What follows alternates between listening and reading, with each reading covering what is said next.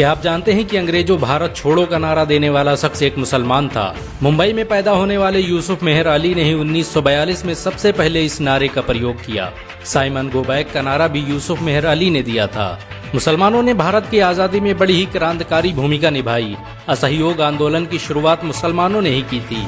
1920 में खिलाफत आंदोलन के दौरान मोहम्मद अली जौहर और मौलाना अबुल कलाम आजाद ने सबसे पहले अंग्रेजी प्रोडक्ट का बहिष्कार करने की रणनीति बनाई, जिसके बाद ये आंदोलन पूरे देश में फैल गया। असहयोग आंदोलन में मुसलमानों ने बढ़ चढ़ कर हिस्सा लिया।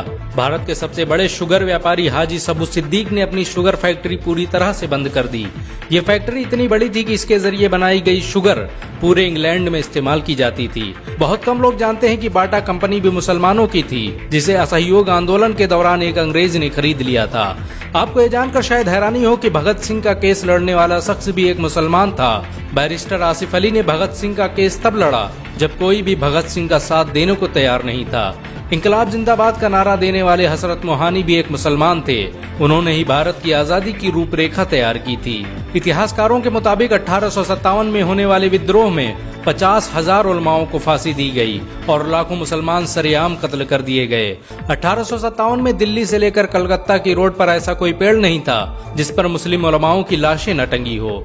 मुसलमानों ने ही भारत की आजादी के लिए पहली जंग लड़ी। मैसूर के सुल्तान हैदर अली और उसके बेटी टीपू भारत की आजादी के लिए शहीद होने वाले पहले शासक थे।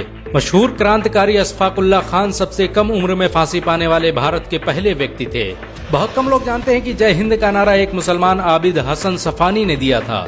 ये नारा आज भी भारतीय सेना और शासकीय प्रणाली में सम्मान स्वरूप इस्तेमाल किया जाता है। तिरंगे का निर्माण करने वाली सुरैया तैयब जी भी एक मुसलमान थी। उन्होंने ही भारत के राष्ट्रीय ध्वज को वर्तमान रूप दिया था। कानपुर में पैदा होने वाले अजीमुल्लाह खान ने ही मादरे वतन भारत की जय का नारा दिया था, जिसमें बाद में कुछ सांप्रदायिक लोगों ने माता शब्द को जोड़ दिया। आपको ये जानकर शायद हैरानी हो कि भारत का पहला राष्ट्रीय गीत अजीमुल्लाह खान ने ही लिखा था। बहुत कम लोग जानते हैं कि मौलाना कासिम नानोतवी ने दारुल उलूम देवबंद की स्थापना अंग्रेजों को भारत से निकालने के लिए की थी। इस मदरसे का मकसद देश में ऐसे नौजवानों को पैदा करना था जो भारत की आजादी में योगदान दे सकें।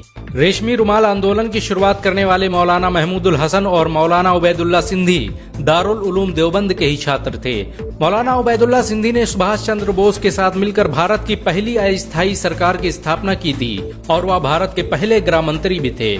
आपको ये जानकर शायद हैरानी हो कि मौलाना महमूदुल हसन ने ही 1920 में गांधी को महात्मा का लक़ब दिया था। उनका ये नाम इतना मशहूर हुआ कि पूरी दुनिया में गांधी महात्मा गांधी के नाम से जाने जाने लगे।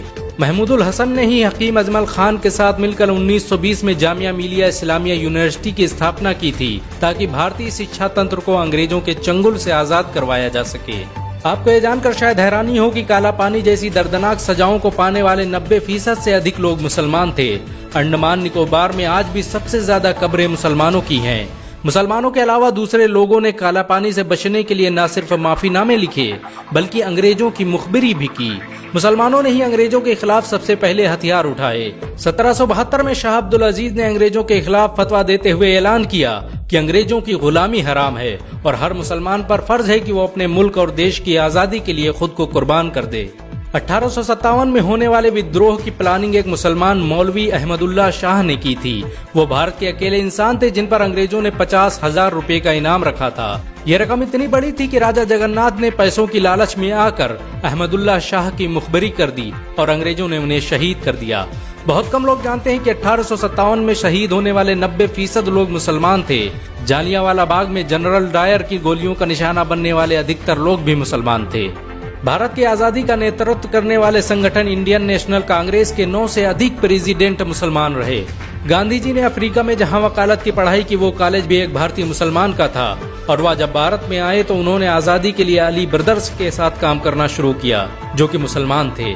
बहुत कम लोग जानते हैं कि 1921 में केरल के मुसलमानों द्वारा अंग्रेजों के खिलाफ लड़ी गई जंग में 3,000 से अधिक मुसलमान शहीद हुए थे और 50,000 मुसलमानों के जेल में कैद कर दिया गया था।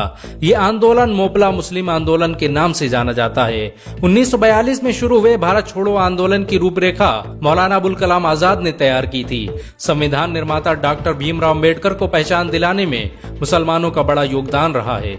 1946 में जब भीमराव अम्बेडकर दलित होने की वजह से इलेक्शन हार गए तो बंगाल मुस्लिम लीग ने उन्हें मुस्लिम इलाके से इलेक्शन लड़ने की दावत दी। इस तरह भीमराव अम्बेडकर संविधान सभा का हिस्सा बन सके। अगर मुसलमान भीमराव अंबेडकर को इलेक्शन न जिताते तो उन्हें कभी भारत के संविधान को लिखने का मौका न मिलता। भारत की आजादी के लिए सबसे ज्यादा लेख, शायरी, गीत और किताबें मुसलमानों ने ही लिखी। अल्लामा इकबाल के जरिए लिखा गया सारे जहां से अच्छा आज पूरे भारत में गाया जाता है। आपको ये जानकर शायद हैरानी होगी कि देश के लिए शहीद होने वाला पहला पत्रकार मौलाना मीर बाकर एक मुसलमान था। भारत की आजादी के लिए मुस्लिम राजाओं और महाराजाओं ने अपने खजाने खोल दिए। कोलकाता के हाजी उस्मान सईद ने अपना सब कुछ भारत की आजादी के लिए कुर्बान कर दिया। हाजी उस्मान की अमीरी का अंदाजा इसी बात से लगाया जा सकता है कि 1920 तक कोलकाता में बनने वाला हर स्कूल और हर बड़ी बिल्डिंग उन्हीं की थी। कोलकाता के पहले सुपर स्टोर कैश बाजार की बुनियाद हाजी सईद ने ही रखी थी, लेकिन बाद में उन्होंने अपनी सारी दौलत देश को दान कर दी और खुद एक किराए के घर में रहने लगे। अमीर हमजा और अब्दुल हबीब यूसुफ मरफानी जैसे मुसलमानों ने अपनी अरबों रुपये की संपत्ति देश की आजादी के लिए कुर्बान कर दी। सुभाष चंद्र बोस द्वारा अफगानिस्तान में स्थापित की गई सरकार में 9 में से 5 मंत्री मुसलमान थे। भारत की आजादी के लिए देश भर में मौजूद मस्जिदों को किलों की तरह इस्तेमाल किया गया। इन मस्जिदों में सुबह शाम हर वक्त भारत की आजादी के लिए ऐलान हुआ करते थे। आजादी के वक्त कोई मस्जिद ऐसी नहीं थी जिसकी दीवारों पर मुसलमानों का खून न लगा हो। इन सब के अलावा ऐसे करोड़ों मुसलमान हैं जिन्होंने भारत की आजादी और उसकी अस्मिता के लिए अपना सब कुछ कुर्बान कर दिया। सच तो ये है कि भारत की आजादी मुसलमानों के बगैर मुमकिन न थी। भारत आज भी आजादी के लिए मुसलमानों का एहसानमंद है। अगर एक मुसलमान होने के नाते आपको गर्व महसूस हुआ हो तो इस वीडियो को लाइक और शेयर जरूर करें। ऐसी और वीडियो को देखने के लिए हमारे चैनल को सब्सक्राइब करें, घंटा जरूर दबाएं।